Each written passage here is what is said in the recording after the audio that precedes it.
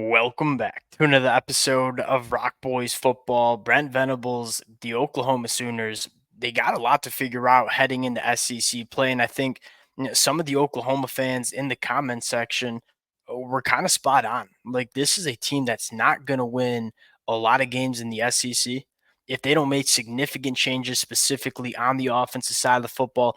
Now, I've watched this Tulane game back. This was my third time on Monday morning. Got a laundry list of things that I want to get into about this Oklahoma program, and it's not really going to be all that positive. And the Oklahoma fans who've been rocking with the boys for the last couple of years know that I like to highlight the positives, and we're going to do that towards the end of this episode. But I think, quite frankly, the conversation that has to be had right now is we got some stuff to figure out, specifically on offense. Now, what needs to get figured out? I think that's the question. Now, before we get into it, as always, to the Oklahoma fans, there are a ton of different reasons to be frustrated with what we saw on Saturday, whether it's play calling, whether it's offensive line play, whether it's just the lack of ability to run the football and win on first down. I would love to hear from you guys in the comment section. I learn a lot from you guys. The best part about doing this is talking ball with you guys. So let it fly in the comment section if y'all do enjoy the content. Consider subscribing to the channel. I'm going to break down the Tulane game tomorrow. And without further ado, well, let's get into this one now. The defense. We're going to talk about the defense mostly in terms of positive talk because I think this defense, outside of one blown coverage, specifically the front seven, I think it's really freaking good. And I think it's going to give Oklahoma's offense, kind of some leeway and some grace to kind of figure it out because this defense, I think, is going to keep this Oklahoma team in a lot of football games. Now, the offense, that's kind of the conversation. If you want to go out and win 9, 10 football games and go compete for a college football playoff spot, there are some significant things that need to be addressed. And I'm going to start with the offensive line and the run game. I mean, you look at Oklahoma, they're 5 of 26 on third downs throughout the first two games. Those two defenses were Houston, that got blown out by UNLV, and a Temple team that might be one of the worst FBS teams in the country. 5 out of 26 is bad regardless, especially against teams that you should probably be on schedule quite often with. And I think where it starts, why is that third down number so poor? It's because Oklahoma continues to lose on first and second down. They want to run the football, but they can't run the football. They're in these third and long situations. And uh, Jackson Arnold was supposed to be the quarterback that's going to bail you out in some of those spots. He just hasn't been that guy yet. And I'm not out on Jackson Arnold by any means. I think he needs a significantly better supporting cast around him, and he needs to play better himself. But I wouldn't put that number on Jackson Arnold exclusively because you look at the down and distance that Oklahoma is consistently in on the offensive side of the football, it's bad. I mean, when you're running the football for 78 yards against Houston, your leading rusher only has 40 yards against the Houston team that is not very good on defense. That's the biggest concern. And I think you have two different conversations that you want to have. One, the offensive line play was by far the biggest question mark heading into 2024. It's by far the biggest question mark heading into week 3 of 2024. I think first, the injuries, the shuffling of the deck, it has been a problem. I'm happy that Coach Bill B did not put out Spencer Brown, which is a good thing. So I think what you saw from Spencer Brown against Temple, you just can't play him, especially as you get an SEC play. Jake Taylor gets banged up, has to go out. Michael Tarquin, going over to right tackle, flipping back to left tackle. What Oklahoma needs is to figure out their best starting five and just let it ride. And it's a problem that we're going into week 3 and we have really no clue what the best starting five is for this offensive line. And we kind of said we got 3 weeks to figure it out. Well, we're going into our third week. And so Oklahoma needs to figure out what their best starting five is and kind of stick with it because you're not going to get any better as you continue to flip flop these guys at different positions. You can tell the offensive line from a continuity standpoint, it's just not very comfortable because nobody really is very comfortable at one position on the offensive line because they keep moving around. So, one, the offensive line has to be better. Running backs have to be better too. I would not hate to see a little bit more Taylor Tatum.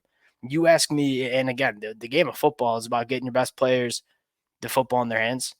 I get Taylor Tatum's a freshman. I get he might not know the whole playbook, but I know he knows some plays because we saw it against Temple. Like, let Taylor Tatum have a few more opportunities because this rushing attack has been at its best when Taylor Tatum's carrying the football. And that's not a shot at Gavin Sawchuk, not a shot at Javante Barnes, who actually I think is running the football quite hard. I don't think he has as much juice when he gets to the second level as a guy like Taylor Tatum, and that's probably what holds him back. I think Barnes has looked okay, but I think a lot of Oklahoma fans want to see a little bit more Taylor Tatum because we know the juice that he brings is special. So the offensive line's been a problem. I don't think they've been using the personnel at running back all that great. And then finally, if this is an Oklahoma offensive line that's just not going to come together in the run game, you got to figure out different ways to stay on schedule on first down. Like you don't need to be a team that is going to be running on every 1st and 10 if you can't run the football for 3 to 4 yards comfortably. And so some swing passes. I know they tried to get Deion Burks involved. I believe the first play line of scrimmage, first play from scrimmage for this Oklahoma offense, it went for, I believe, like what, -4. Some swing passes. One like to Javante Barnes when they were behind the chains again behind the chains all night. But on 1st and 17, little swing pass to Javante Barnes goes for 10. You're looking from 1st and 17 all the way to 2nd and 7. That type of stuff, the extension of the run game, I think would make a lot of sense for Oklahoma. One, because you haven't really shown that you can run the football between the tackles all that well. But I think number two, it gives Jackson Arnold a little bit of confidence. You got to get Jackson Arnold back to. We've seen what a confident Jackson Arnold looks like. We got to get him there. And he's clearly not there. I don't think he was there against Temple. He certainly wasn't there against Houston. Those kind of swing passes, those layups, if you will, I think would go a long way in terms of getting Jackson Arnold a little bit more comfortable as quarterback one. Now, I think the second problem that we're seeing with this Oklahoma offense, the wide receiver play, look, we thought it'd be a strength of this unit, and with all the injuries that they've had to go through, it's suddenly a massive concern. You look at Jackson Arnold completing 19 passes, only 3 wide receivers touched the football on Saturday. You had Deion Burks, you had Brennan Thompson, and you had the true freshman Zion Reagans. Brennan Thompson, it brings an element to the Oklahoma offense that you love in that speed. But I don't think he's a wide receiver that you want on the field every single snap for this Oklahoma offense because he is pretty one dimensional. He's a guy that can separate vertically with that speed, but wouldn't say he's the best overall wide receiver because he really does lack that size and physicality, doesn't deal with contact all that well. Do I think this gets better as you get some guys back healthy? Guys like Nick Anderson, who I think is massive to get back against Tulane. Yeah, absolutely. I think Nick Anderson could be one of the better wide receivers in the SEC. Could be one of the best, if not the best, wide receiver on this Oklahoma team outside of Deion Burks. Getting Nick Anderson back will certainly help. But when you're talking about only 6 pass catchers touching the football for Oklahoma on Saturday night on over 32 dropbacks for Jackson Arnold, that's certainly a problem. I mean, you had 6 pass catchers, 3 of them were either running back or tight ends. And so the lack of explosiveness in this passing attack when you just don't have wide receivers that seem to make it happen, that's probably another concerning element as well. And I think at the end of the day, this offense has never really found a rhythm. And I don't really know what their identity is going to be. And so Oklahoma's got to find that because, again, you go into the SEC with problems running the football, problems on the offensive line. It's going to be a long season for Oklahoma. And I think the exciting part is I'm not trying to say the season's over. You're still 2-0. I think there are answers. You got to find the answers on your roster, and you got to find them quickly if this Oklahoma team wants to be competitive in the SEC. Now, I think the good news coming out of this is this Oklahoma offense consistently put this Oklahoma defense in bad spots, and the Oklahoma defense won them the football game. That front seven's elite. Jaden Jackson as a true freshman, that's about as physically imposing. He at one time he just put an offensive lineman right on his butt. Jaden Jackson as an 18-year-old kid, true freshman, it's about as impressive as I've seen a true freshman on the inside of the defensive line. I think the front seven, it's really deep. It's talented. Obviously, Kip Lewis going down with an injury. You're deep at linebacker. I think the secondary outside of the blown coverage was pretty solid. I mean, there were a couple pass interferences that were just you kind of made you scratch your head. I think they were both on Woody Washington. Woody Washington played all right against Houston. Again, outside of the blown coverage, I thought this Oklahoma defense showed some really good things. You're going to need to lean on this Oklahoma defense, not just to be good. Last year, we would have just wanted the Oklahoma defense to be pretty dang solid, and you could win a lot of football games with how good the offense was. This year, especially with the offense still trying to find their answers, this Oklahoma defense needs to be like Michigan was last year. And I think there are glimpses of just a smothering defense that is going to help the offense in terms of getting off the football field, creating some short fields on offense, creating some turnovers.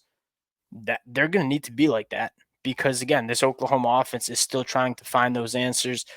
We're going to preview the Oklahoma Tulane game on tomorrow. I got to get some more watching in on Tulane.